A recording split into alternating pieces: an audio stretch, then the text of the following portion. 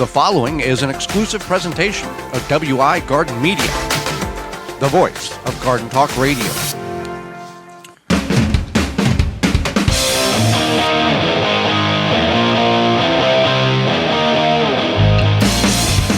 Coming up on the program today, we're going to discuss homemade snacks that you can make that you didn't know you could, as well as pumpkins are more than pies and jack-o'-lanterns. Our guest is author and YouTuber Jill McSheehy, and we'll answer your garden questions. The hour's full, so join us.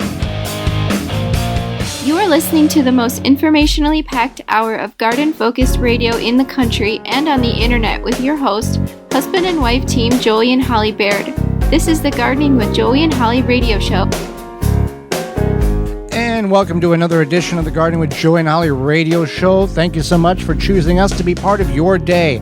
I am your host, Joey Baird. Beside me is my wife, co-host, best friend, and gardening partner, Holly Baird. This program is for you, about you, to help your garden grow better, to maintain your landscape, grow healthier trees, make your grass look greener, as well as preserving what you grow.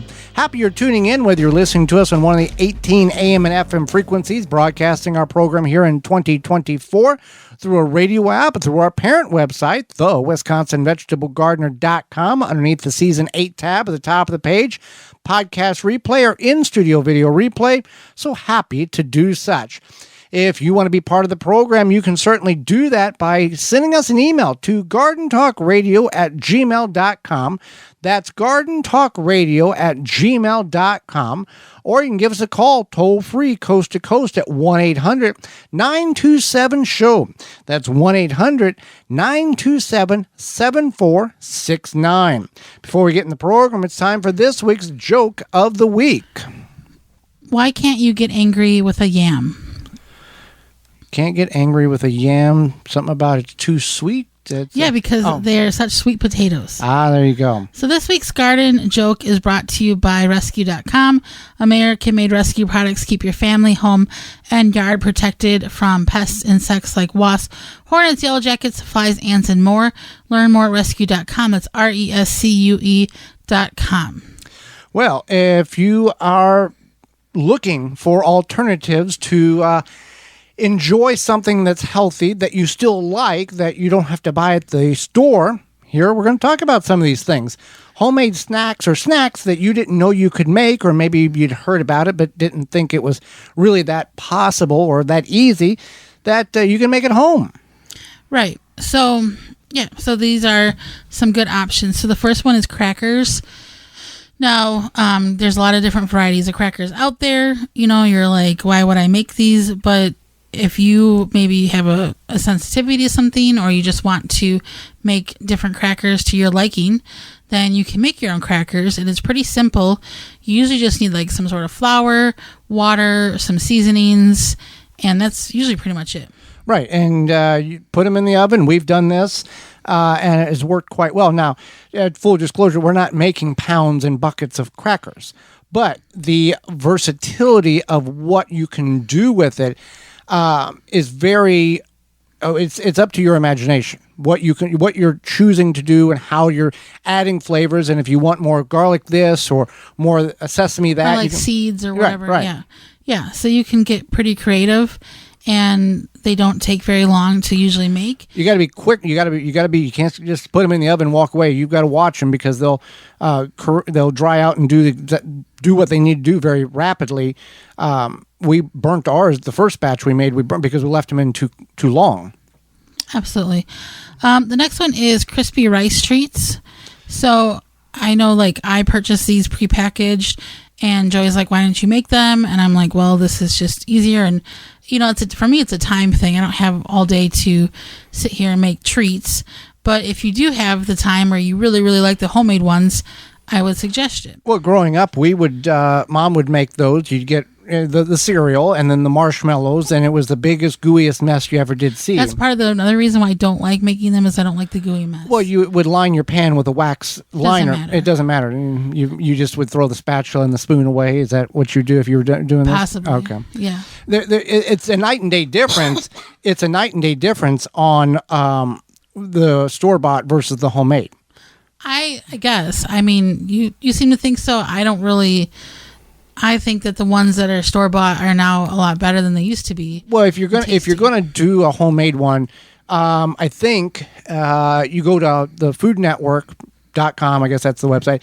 And Alton Brown, isn't that the guy's name? Yeah. He's got a very good homemade rice treat recipe that you can do.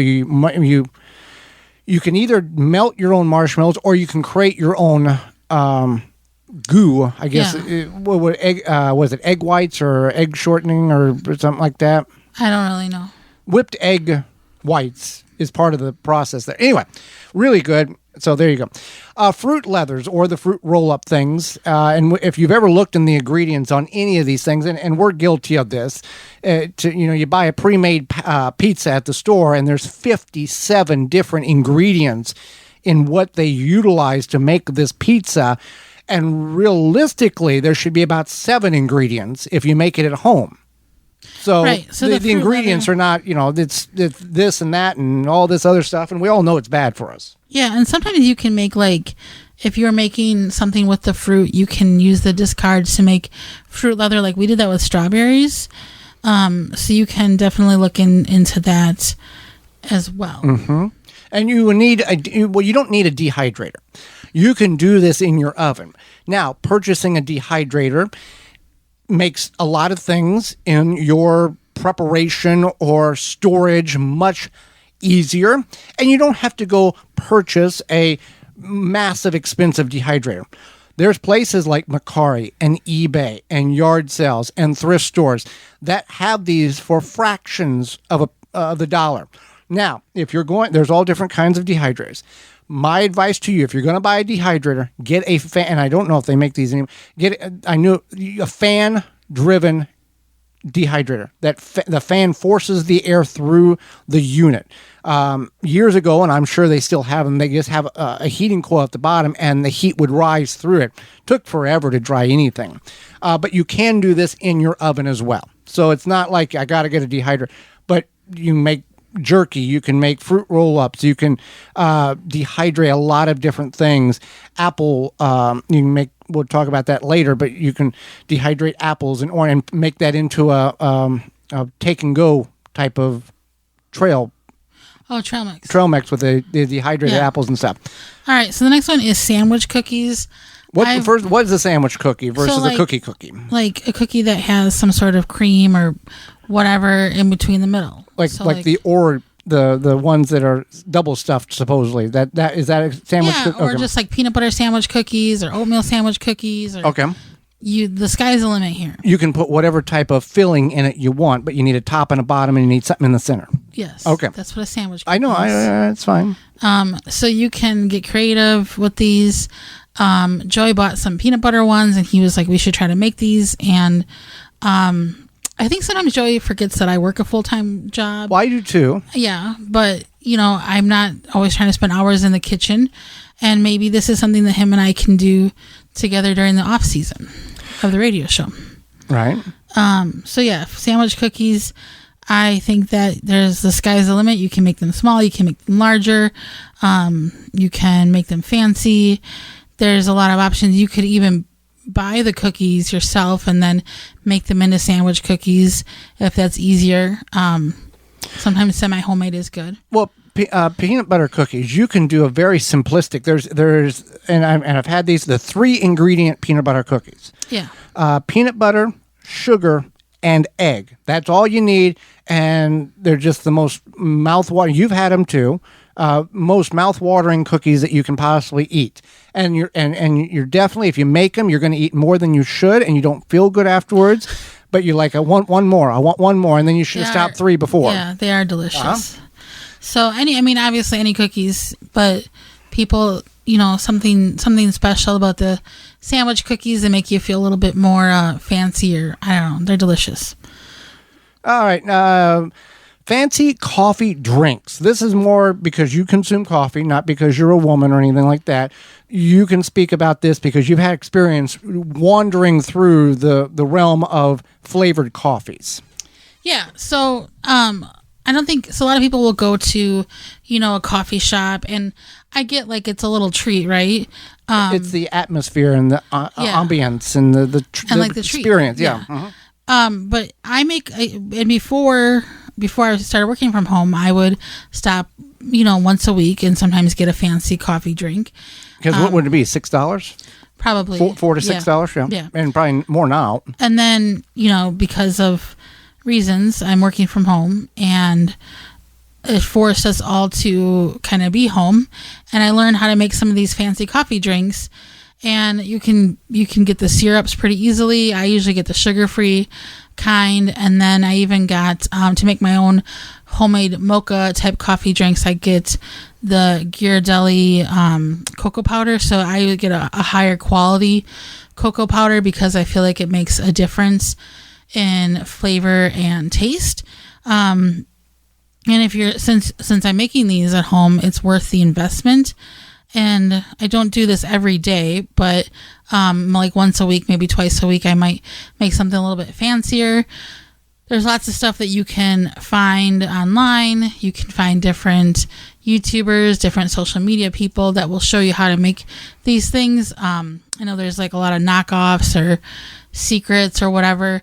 I kind of just make them to my liking, because sometimes I'll even just add protein powder to my iced coffee to make like a protein coffee. So it's just something that, you can do at home really easily. I even recently have been, or not recently, I've probably been doing this for the past few years, is adding pumpkin spice mix to my coffee. And then it gives it like a nice little pumpkin spice flavor during this time of year, which is very popular. And sometimes, like when I make these, I feel like they taste better than when I was picking them up. I feel like I've accustomed them to my taste and sweetness level or not sweetness level, whatever it may be, and I enjoy it. Yeah, absolutely. What else we have on the list here of Let's talk about trail mix. Trail mix. Now, trail mix, there is no wrong or right way to make a trail mix. So technically, you should have like something kind of. Nobody likes peanuts in trail mix. Okay, I don't mind. Okay, well, I mean, but anyway, you some should of this, like trail mix should have a balance. Something maybe sweet, something salty, something crunchy. So would you say it's like 1 cup of this, 1 cup of this, 1 cup of this, or is there a more defined ratio that this should be 1 cup and this should be a half and this should be? I don't know if there's a recipe, but I did make 2 different types of trail mix, kind of, I don't know what the word is, kind of different than the typical, like... Your customized trail mix. Yeah, so typical than like, cashews, peanuts, raisins, chocolate candies, almonds, whatever the regular, trail mix grouping is. But I made a peanut butter kind of flavored one where I used like Reese's Pieces, peanut butter M&Ms, what else I have? Peanuts, obviously, mini peanut butter cups, peanut butter filled pretzels, so it's kind of like peanut butter themed. And then I also made like a dark chocolate themed one that was more gourmet, I guess. It had like dark chocolate covered almonds, pistachios, dried cherries, some other dark chocolate components. Didn't you have cranberries in one of them? That was a dried cherry. That was dried cherries. Okay. Yeah. So this is what I did. I made them earlier this year, I think right around the beginning of June, and we had them for a couple of weeks. Mm-hmm. And maybe I'll make them again, but I was just like on this kick. Well, when you're making trail mix, yes, probably when you figure out the raw ingredients in the beginning, it's going to cost more to get all of the ingredients and put them together. But the overall volume of trail mix quantity outweighs the amount of what you would go to the store and buy 1 bag pre-made of trail mix. Oh, absolutely. You definitely save money, especially if you're making pennies for the ounce or pennies for the pounds. Now, I don't know if you're getting the standard traditional bag of trail mix and you're buying like the generic brand, I don't know if making that yourself would be cheaper, but if you're making like something that's a little... You can make it the way you want it. Yeah, more customized. Or like I said, I made the gourmet dark chocolate one or the peanut butter one. Definitely for the amount of trail mix that made, we were saving money. Well, you can save money with WaltonsInc.com for all your spices and butchering needs. We were brought to you today by our sponsor, Waltons. Listen, we know you care about where your food comes from. Canning and preserving your fruits and vegetables is great, but what about the meat? At Waltons, you can get the equipment, seasoning, and supplies to make sausage, jerky, and any other meat product your way to your high standards. Do you want to make snack sticks that people will actually like? Waltons created MeatJustSticks.com, an informational site to help you make the best finished product. Waltons even has a full line of their own meat grinders, mixers, and sausage stuffers to help you go from animal to edible. Walton's everything but the meat. You can use code GROW50, that's GROW50, to save 10% off your order of $50 or more. When we return, pumpkins, they're more than jack-o'-lanterns and pies. We'll go over some of the options in which you can utilize this fall. You're tuned in to the Gardening with Joey and Holly radio show. Got a question for Joey and Holly? Send it via email anytime to gardentalkradio@gmail.com. Garden like a pro in 3 easy steps and receive customized fertilizer recommendations for your garden or lawn. Soil Savvy helps you determine what nutrients your plants need to thrive. Never again over-apply nutrients they don't need. A patented process that makes you a smart gardener. To get your soil test kit, go to mysoilsavvy.com. Wisconsin Greenhouse Company has custom-made greenhouses to suit your needs. Grow year-round. Strongest greenhouses that will last a lifetime. From agricultural to lounging to entertaining. For more information, go to wisconsingreenhousecompany.com. Got a landscape project left on your to-do list that you're not going to get to? Let the trained team of specialists at David J. Frank Landscaping handle it. Fall is also a good time to improve your lawn for next year. Strengthen your lawn with overseeding and aeration. Schedule a fall cleanup or fall planting and winterizing your yard before the cold sets in. Get a free quote at davidjfrank.com. Mantis tillers, the premium long-lasting gas-powered tillers, are the perfect solution for any garden. This Mantis machine is available with 2 or 4 cycle engines with a 19-inch or 16-inch tilling width. Your DIY companion in your garden and your lawn converts easily for edging, aerating, and more with optional attachments. Find details at mantis.com.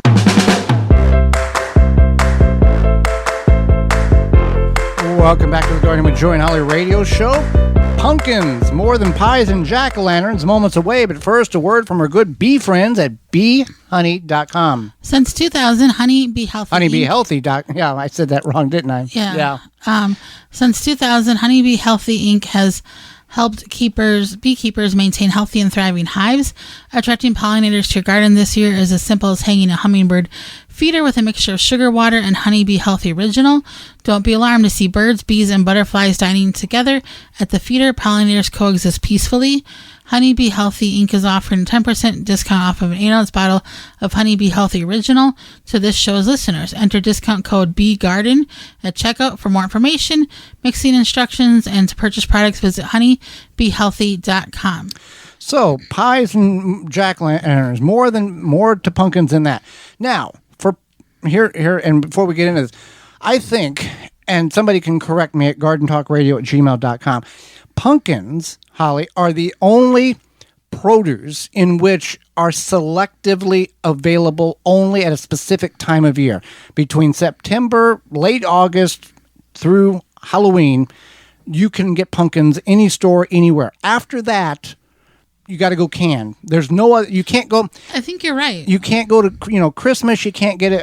If you want a pineapple at Halloween, 4th of July, or Martin Luther King Day, you can go get a pineapple. But if you know of a vegetable or a fruit that you can only get a certain time of year, like a pumpkin, I'll give you 1,000 points. The points mean nothing, and nobody wins the game ever. But I'll give it to you because I cannot figure out another piece of produce that is only available such a small amount of time like pumpkins are. That's true. This is in the United States for anybody listening outside of the United States. All right. So anyway, pumpkin bread is delicious. And there's many variations. People will make like pumpkin chocolate chip bread or with white chocolate chips, whatever, pumpkin cream cheese bread. I used to make pumpkin cream cheese bread, and maybe I should do it again. It's just that both Joy and I are kind of lactose intolerant, so I power through. Yeah, I don't anymore. Yeah. But pumpkin bread is really good. You can't beat a good glass of milk. Pumpkin bread is really good, and there's many different recipes online, and it's nice and seasonal. It tastes very seasonal. Now, with all of these that we're going to speak of, yes, you can make it with a pumpkin. Pick it, there's jack-o'-lanterns, which are pumpkins that are designed that's got thinner meat inside of it, that are really bred for carving and decorative purposes. There are other pumpkins that are orange, that are sugar pumpkins or thicker walled pumpkins that are designed for consumption. There's Jardel pumpkins, there's Cinderella pumpkins. There's many different pumpkins that are more sweeter or more meatier, that are better suited for edible applications. You can eat a jack-o'-lantern pumpkin. We've done it. It's just more stringy and more plain. And with any of these that we speak about, you can actually go to the store and get the canned pumpkin in a can and do it with, or you can pressure can your own pumpkin and utilize it later on in the year. I feel like there needs to be like smaller cans of pumpkin or something, because sometimes you'll see a recipe and it'll be like 4 tablespoons of pumpkin, and now you have a whole can of pumpkin, and it's like, what are you going to do with that?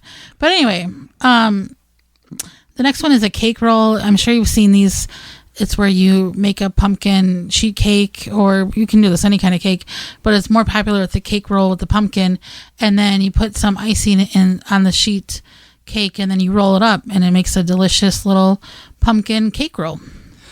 And soup in a pumpkin. Yes, soup in a pumpkin. You carve out the guts of the pumpkin, and you take and put your broth in it. You put your seasonings in it. You put your material in it, whether it's chicken or what else would you put in the pumpkin there? I guess chicken would be a terrible. Yeah, you could do chicken. You could do any sort of whatever vegetable that makes sense. Whatever soup, that would work with the pumpkin flavor. Yeah. And then you take and put the pumpkin in a pan with walls, like a cake pan, and put it in the oven, and you bake the whole thing. So whenever your time to serve the pumpkin, you got to be careful you're not jamming into the side and causing a hole in it to all the stuff inside of it comes out.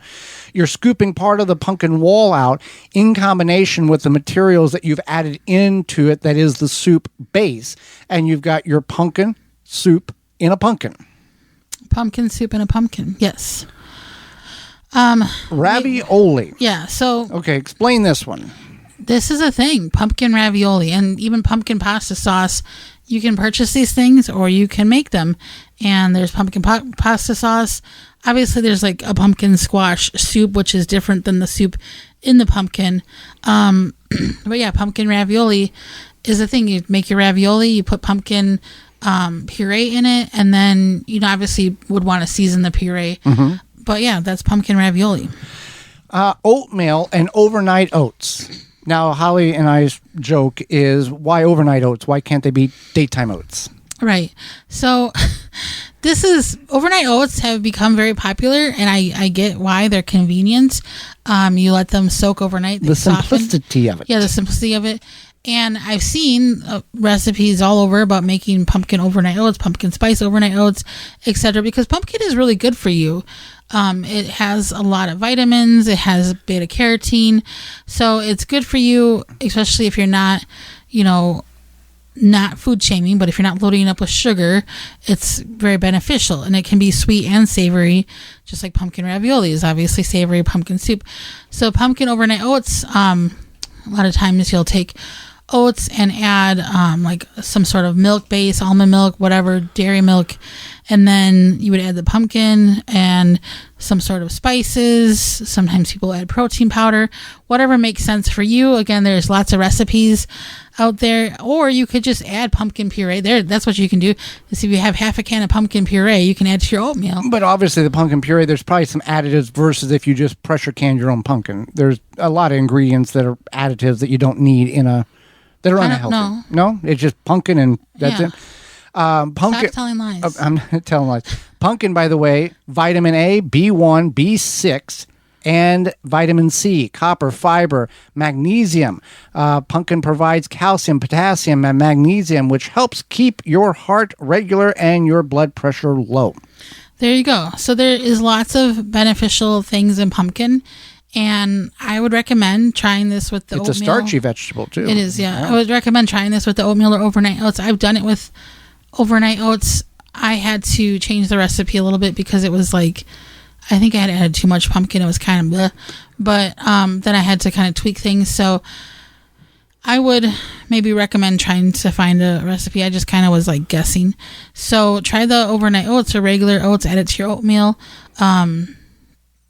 Some people will just take and whisk, pure pumpkin puree in with their coffee to add a little bit of a. Is there pumpkin ice cream? Is that a seasonal thing? Pumpkin juice. Now, I don't know if you've ever had pumpkin juice. You remember we used to juice pumpkin? Oh, yeah. And it was the most horrible. Oh, it was just terrible. We could not consume the pumpkin juice. Now, maybe it was the pumpkin because it wasn't. It was just. I just had this awful, foul, aerobic taste to it. Like it was, we juice it and drink it right away, and it was just terrible to drink.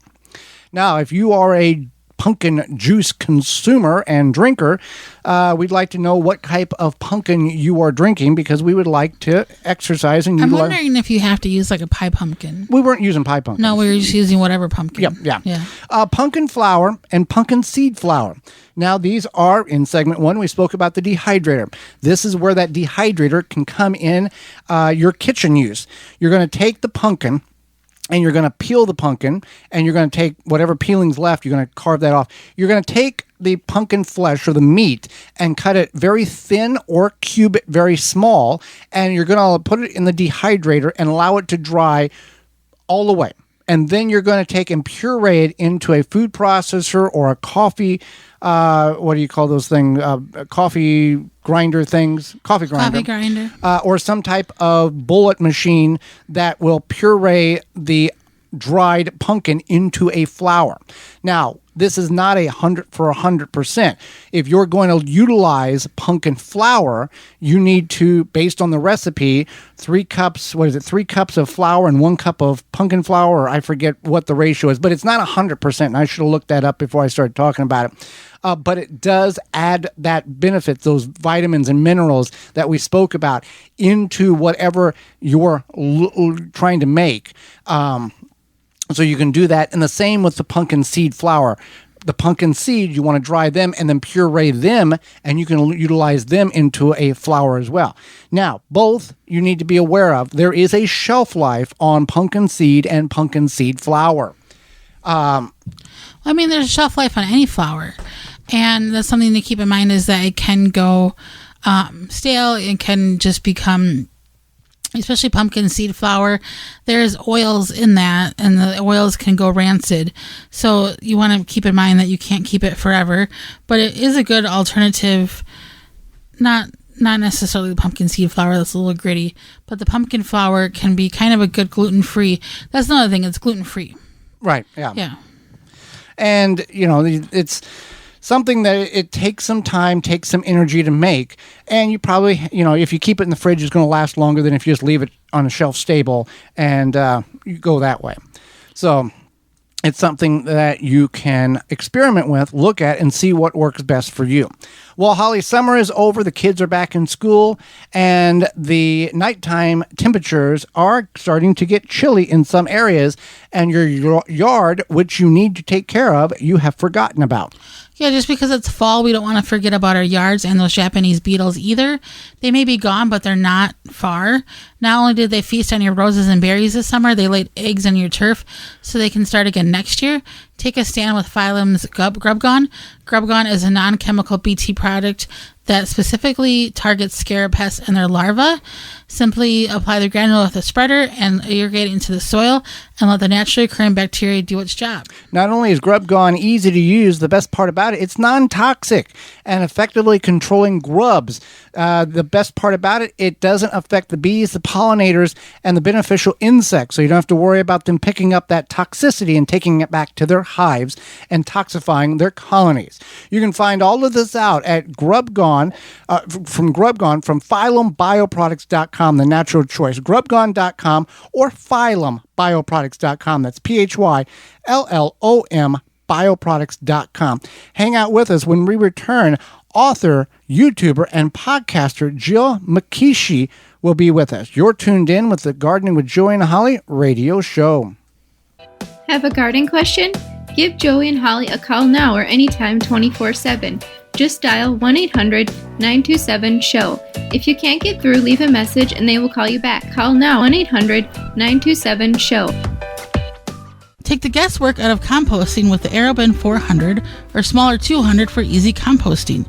The AeroBin mimics how nature decomposes waste. The AeroBin is easy to use. You prepare your balanced organic waste, just open it up, drop it in, and close. After a short time, fertile compost is produced, which is easily accessed via the lower side door. The thermal insulation in the AeroBin conserves heat, leading to rapid breakdown of the biomass and works efficiently year-round, even in cooler regions. There is no need to turn the biomass, and it is pet and rodent resistant. It has little odor and can kill annoying weeds and seeds. It is BPA free. The AeroBin 400 or 200 comes with a reservoir at the bottom to collect the leachate. When diluted, makes for great compost tea liquid fertilizer. AeroBin composts kitchen and garden waste quickly. Easy to assemble with no special tools needed. The AeroBin makes composting rewarding and easy. Go to burpee.com or homedepot.com to purchase. Protect your plants from damage with the 3-in-1 Plant Guard and Special Blend Fertilizer. Visit ivorganics.com. Use promo code RADIO10 to save 10% off. Pomona's Universal Pectin is a high-quality pectin that gels reliably with low amounts of any sweetener. If you're trying to reduce the amount of sugar in your diet, you'll love Pomona's Universal Pectin. Now you can make healthy homemade jams and jellies sweetened to your taste. You can use sugar or honey to sweeten. Pomona's Universal Pectin keeps indefinitely when stored in an airtight container. Easy to use, versatile, and comes with directions and recipes in every box. Find out more and where to buy at PomonaPectin.com.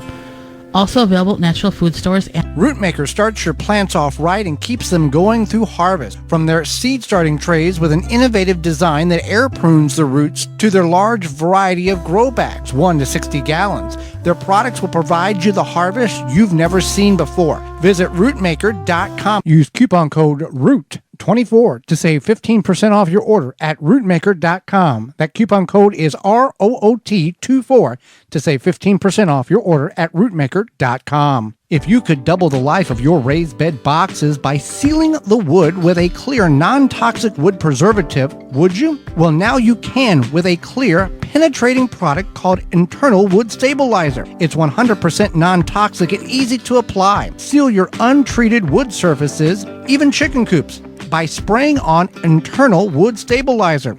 It's invisible, seals the wood from the inside out, and never wears off. Recommended by organic gardening experts. Internal Wood Stabilizer. Check it out at timberprocoatingsusa.com.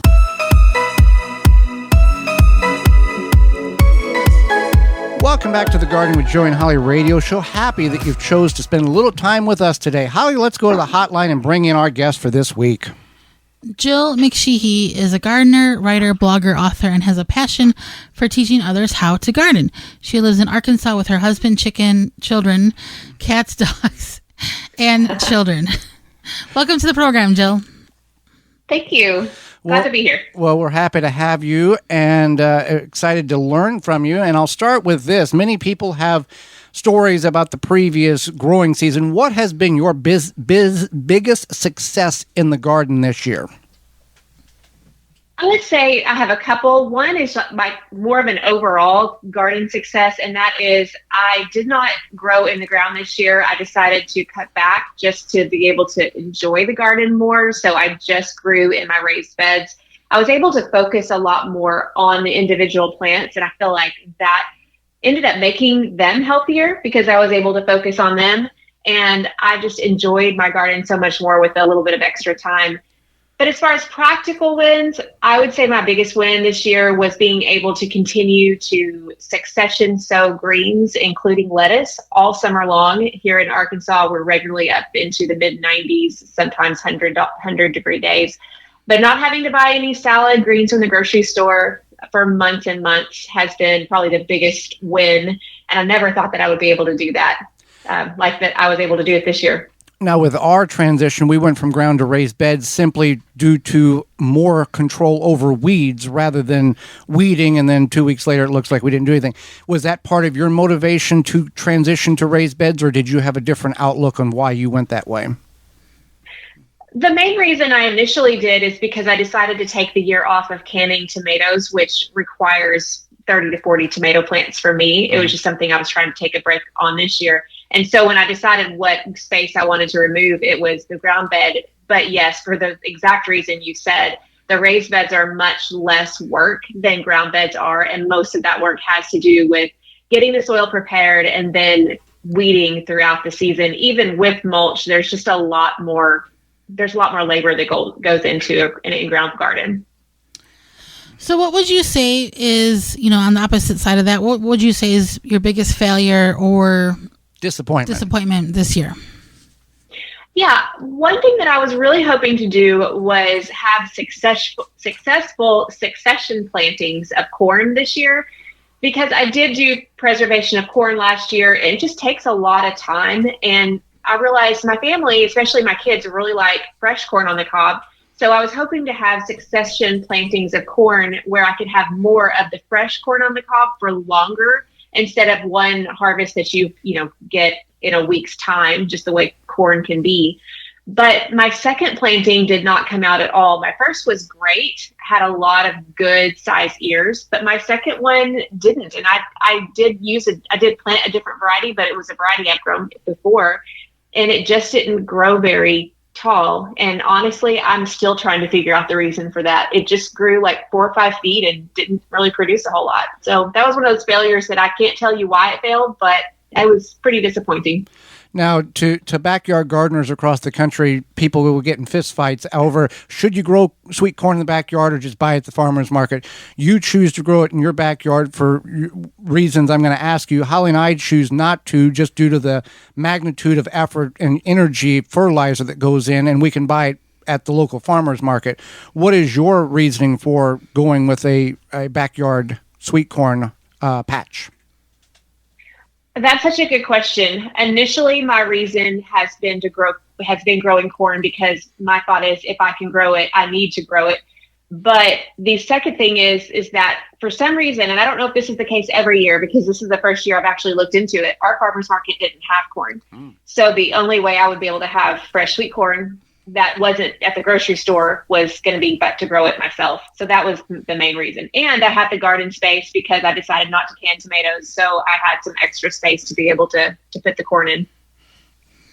That definitely makes a lot of sense. So tell us about your book, Vegetable Gardening for Beginners, a simple guide to growing vegetables at home. What can our listeners expect when they pick up a copy, and just something to kind of intrigue them? Yes, this book is if you are a beginning gardener and you just need somewhere to start, this book is divided up into 2 sections. One is just teaching you how to plan and then grow, plant, harvest, all of that, just the basics. If you want to indoor seed start, there's information on that. If you don't, that's okay. But really, it's geared toward a beginner's level so that a beginner can understand what they're doing and kind of have a roadmap. The second part of the book, the second section, is specific crops and how to grow them specifically, when to plant them based on your average last frost date or first frost date, how they grow, what common challenges, what are some easy varieties. Sometimes beginners just want to know what variety are the most tried and true in most places. I had the ones that I've used before and that a lot of people like.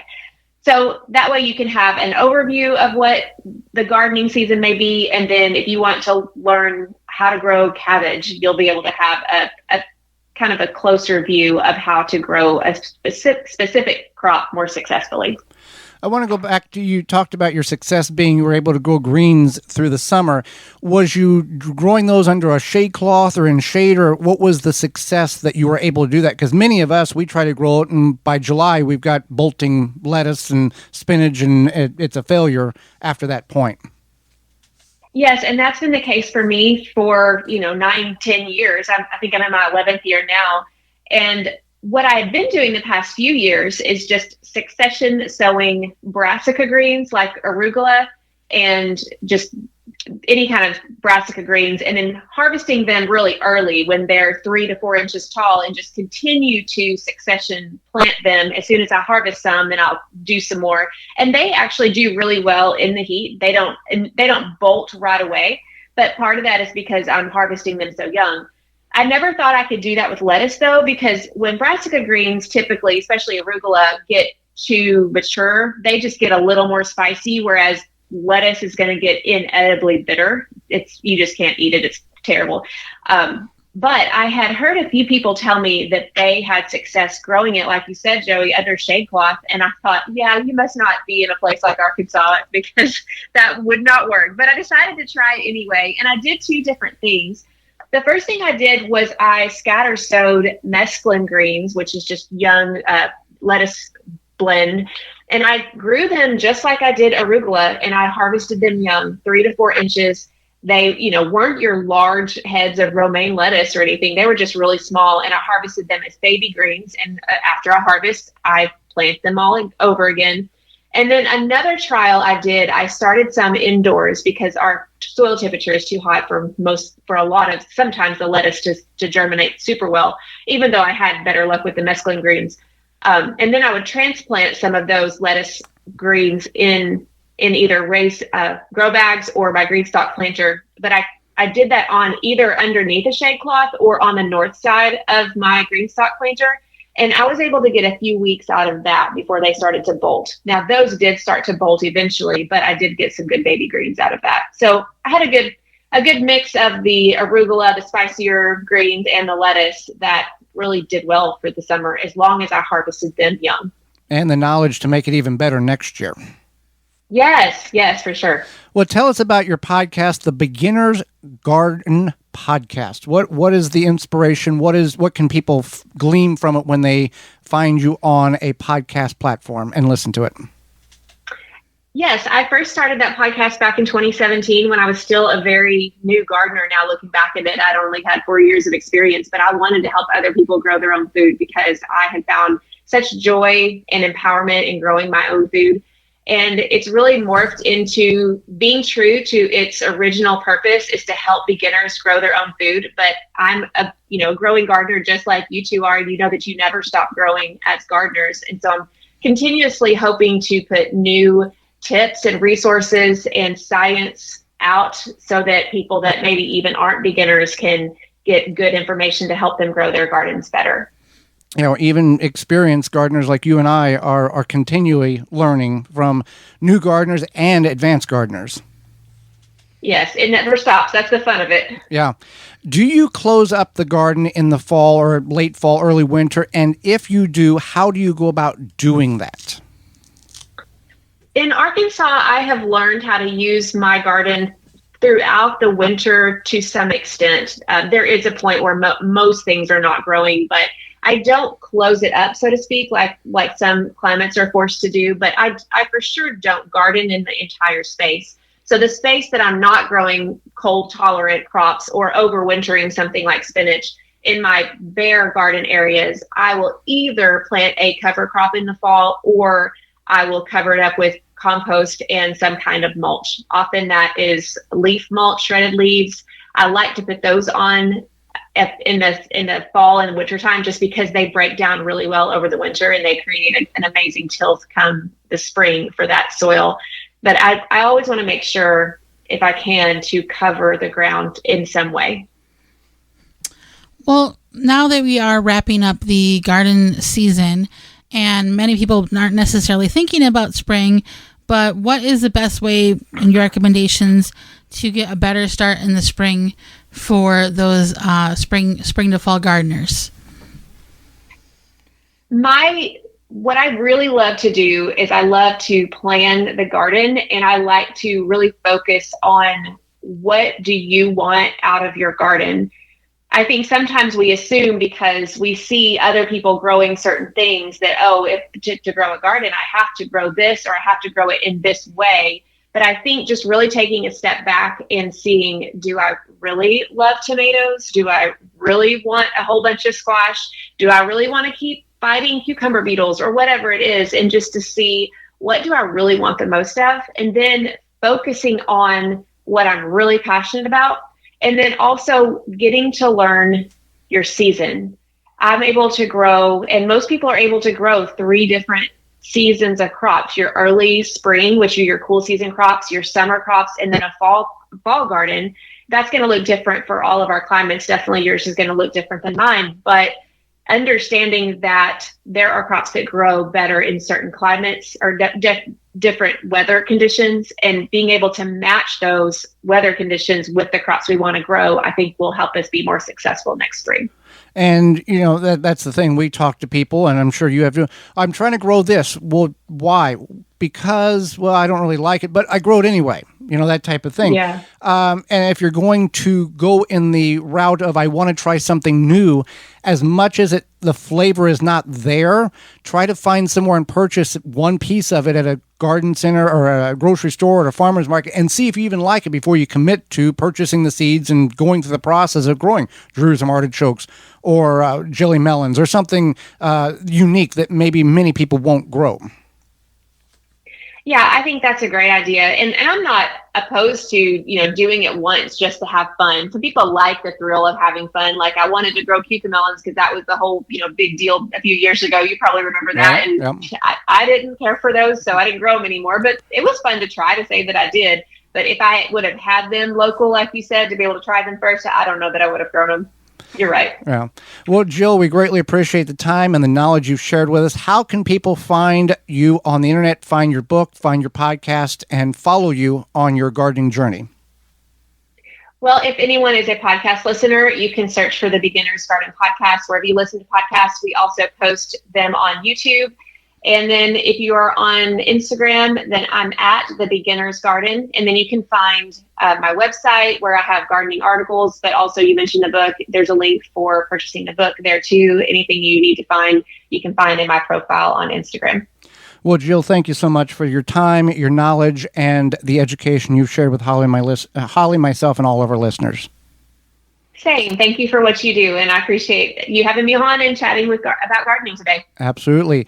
And when we return, it's going to be your garden questions and our garden answers. You're tuned in to the Gardening with Joey and Holly radio show. Got a question for Joey and Holly? Send it via email anytime to gardentalkradio@gmail.com. Are you bugged by bugs? You need Naturally Green Products No More Bugs, environmentally friendly. Made in the USA, No More Bugs is a cedar blend that repels and eliminates mosquitoes, no-see-ums, ticks, fleas, roaches, ants, and more. No More Bugs is safe for you, your pets, and plants. Available online at nomorebugs.net, Amazon, Walmart.com, and the Home Shopping Network. Jung Seed Company is a family-owned and operated seed company since 1907 with the largest selection of seeds and plants online. Use coupon code 10TG24 to save 10% off your order at jungseed.com. The coupon code is 10TG24 at jungseed.com for 10% off. Garden like a pro in 3 easy steps and receive customized fertilizer recommendations for your garden or lawn. Soil Savvy helps you determine what nutrients your plants need to thrive. Never again over-apply nutrients they don't need. A patented process that makes you a smart gardener. To get your soil test kit, go to mysoilsavvy.com. Soil Diva Liquid Microbe Stimulant Spray improves the health of your plants you work hard to grow. Stimulates the natural enzymes and increases beneficial soil bacteria. Go to soildiva.net. Soildiva.net. Water supply tanks provide BPA-free, long-term safe storage for drinking water from 35 to 1,500 gallon tanks. Water supply tanks has you covered.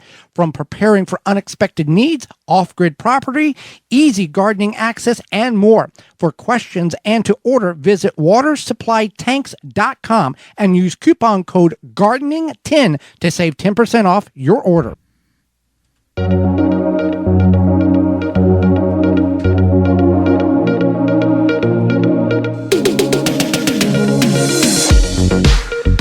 Welcome back to the Garden with Joey and Holly radio show. Thank you so much for being part of the program today. Hey, it's time for your garden questions and our garden answers. You got a question?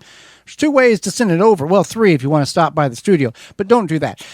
You can send it on over to gardentalkradio@gmail.com. That's gardentalkradio@gmail.com.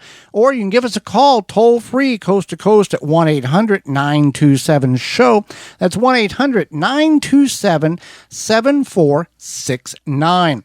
Let's see here. We can see what we can get through. I've got a black walnut tree, at least 15 years old, very healthy, and at least 20 feet tall, but has never bared any black walnuts.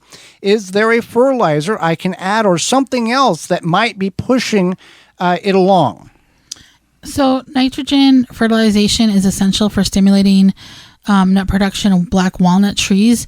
Adding nitrogen will stimulate leaf growth and increase the annual female flower production.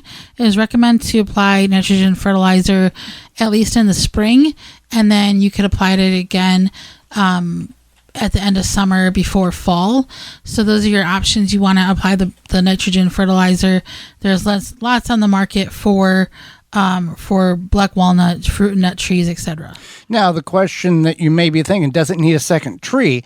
And no, black walnut trees do not need more than one tree to pollinate. They can self-pollinate themselves. But there are some fruit trees out there, or whenever you're looking at specific trees for a production of some type of material, you want to find out, is there do I need two, or is one good enough? And in this case, it's fine. So just a lack of nitrogen, even though the tree may be looking good, it's still not, it's surviving. It's not thriving is what it comes down to. Okay. Next question here is, first year gardening in a raised bed in Ohio. I used a soaker hose in my beds. Should I blow out the hose and store it inside before winter? Yes, you certainly do. Now, in our situation, we have a feeder line that is buried about 6 inches below ground, and then the drip irrigators are feeding off of that into our raised beds from dripworks.com. And at the end of the season, at the end of the feeder hose that's buried, there is the end, which is above ground and can be opened up to allow water to flow out freely. And prior to the first frost or first freeze, that would be, I will take and open that end of the feeder line out, open it up, and then go to the portion where it is connected to the faucet, detach that, take the filter off, remove the filter, and put the cap back in the housing, hook a vacuum that will blow air out, because they don't have an air compressor. And so you can use a shop vac, or some upright vacuums have this feature where you can revert the air out instead of in. And I will tape the hose to the feeder line and run it for about 10 minutes, having that end cap open to allow the water to flow out. Now, there will be some residual water left in the drip line and in the feeder line. However, it is so minute that it's not going to damage, we have not found it to damage any operation of the irrigation system. And if you leave your water lines intact, they will freeze and they will bust, and you're going to have a whole mess in the spring. So yes, if you don't have an air compressor, you can certainly use a vacuum.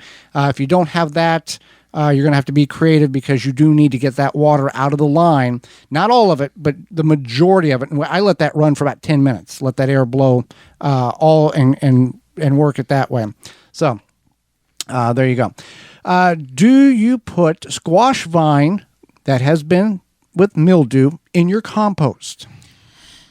So if you're certain that it is just mildew, powdery mildew, you could put in your compost. If you're not certain, if any plants that seem diseased or... So you said put it in your compost. You don't want to put it in your compost if you know it's diseased. Right. If it's not diseased, put it in the compost. Yeah, okay. That's what I mean. Yeah. So if it seems diseased, or if you don't know what it is, definitely don't put it in your compost. I wouldn't take the chance with this. Same motto with the canning. If in doubt, throw it out. Right. And I wouldn't, powdery mildew doesn't spread by the air. It's a disease. It's not like airborne or anything like that. So even if you burnt it, it probably wouldn't be a problem. But I just wouldn't put it in your own compost, just because you don't know. And you're not going to get. And you're right. If it gets hot enough, it's going to kill that bacteria. But most of our compost, there's a few of you out there that are very meticulous about how hot the internal temperatures of your compost pile gets, whether it's in a composter or in a pile on the ground. outside of those few of you who are very good at that, many of us just throw the stuff on a pile, and as it breaks down naturally, it breaks down naturally. In this instance that you're speaking about, if it doesn't get hot enough, it can develop more powder, more spores, and then you're using that compost in your garden and introducing more issues in the garden than what you had prior. So throw it in the curb for the city. Well, don't even do that. Just throw it in the trash. No, just throw it in the trash. Now, if you are in one of those locations where we've talked about this in the program, they don't want you to throw vegetation in the trash. Well, here's what you do. You take a black trash bag, put the vegetation in the black trash bag, and then put that on the bottom of your can and put your house garbage on top of that, and makes everything go away. Just like on the farm. The old saying was, you can make a lot of things disappear on the farm with a match. You got a pile of brush, you got a pile of plastic, you got a pile of, I know you shouldn't burn plastic, but this was 30 years ago, and it was still bad back then. But you can make a lot of things disappear with a match. All right, I believe I have late blight on my tomatoes. Is there anything I can do to salvage what is there? Late blight at this point in the season, I would say I wouldn't worry about it. Wait, if it's on the leaves, it's on the fruit. If it's on the fruit, even if it doesn't show that it's on the tomatoes itself, it is infected those tomatoes, and it is not recommended or good for you to consume those tomatoes that have been infected. You may not see it right now, but you bring them inside in a couple of days, you're going to see the effects of that late blight. It is an airborne spores that travel long distances and deposit on plants by rain, and can also spread and infect transplants if you keep this hot enough in your compost pile, or if you give it to the city and they put it in their compost pile and keep it warm out, those spores can stay active all winter long. You bring it back in your garden and boom, you got the problem much earlier. So if you leave it, if you throw it in the trash or leave it exposed to the cold air in the winters, you're not going to have a problem with this as you would if you tried to mitigate the problem by, I'll compost it and make it go away. This does the opposite effect. This increases the population if you compost it. Okay, I've planted a lot of kale and I have been harvesting it slowly. When is the final time for me to harvest it? I've heard it still survives frost and light freeze. I want to keep using the fresh kale as long as possible. Well, this is kind of a choose your own adventure. Unless you get a hard freeze, it's going to keep doing its thing. You can use floating row covers to help protect it on those cold nights. Yeah, you can use floating row covers. You could just wait it out, see what happens. I know this particular person, and they grow the kale because they really enjoy the kale, and the fresh kale, and obviously saves you money. So yeah, you can do those things, and then once it does hard freeze, it might do well. It just depends. If you know it's going to hard freeze, for example, tonight, go in there and just cut everything ground level and bring it in the house. And you can blanch it, you can freeze it. But if you're going to use it in smoothie or whatever, you got a few days shelf life. But go ahead and mow it down to the ground to get everything out you can, in case when that hard freeze comes. All right. Well, with that being said, we are out of time, and it's time for what we learned today. What did you learn today, Holly? I learned all the beneficial things that are in pumpkin. I knew there's a lot, but I learned that. What did you learn today? I learned from our guest, Jill McSheehy, that she, in Arkansas, which we would all assume, hey, what's a hot state? Arkansas is one of them. She was able to grow some leafy greens under a row cover all summer long, which is pretty neat and something that we can all take and utilize in our garden no matter where we live. What we learned today is brought to you by Honey Bee Healthy. Honey Bee Healthy is serious about the business of bees and helping beekeepers maintain healthy and thriving hives. Whether you're a professional beekeeper or a bee hobbyist, we've got the products to help you maintain a healthy hive. Honey Bee Healthy products are made in the USA.